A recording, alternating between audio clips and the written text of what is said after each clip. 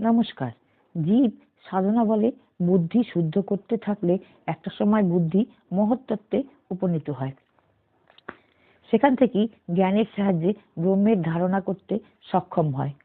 শাস্ত্রে বলে, ব্রহ্মজ্ঞ সদ্গুরু বেদান্ত শিক্ষা বলে শিষ্যের অন্তঃকরণে অশুভ সংস্কার দ্রুত উচ্ছেদ হয় এবং ব্রহ্ম ভাবনার বীজ দৃঢ়ভাবে প্রতিষ্ঠিত হয়। এই কারণে সদ্গুরুকে সাক্ষাৎ ভগবান বলে। অবতার আর তার চরণে নির্ভরতা আত্মসমর্পণের ফলে শিষ্যের অজ্ঞানতা চিরতরে বিনাশ ঘটে। তবে গুরুকেও ব্রহ্মবিদ, শাস্ত্রীয় জ্ঞান সম্পন্ন এবং দয়ালু হতে হবে। এই গুণাগুলি ছাড়া কোনো গুরু শিষ্যের মনে আঁধার কাটতে সক্ষম হন না। অপরদিকে শিষ্যেরও গুরুর প্রতি শ্রদ্ধা ভক্তি থাকা চাই। যে শিষ্যের দেবতা ও গুরুতে অভেদ জ্ঞান আছে, তার অন্তরেই বিদ্যা প্রকাশ পায়। গুরুর কৃপাই ব্রহ্মপদ প্রাপ্তির একটা বড় সহায়।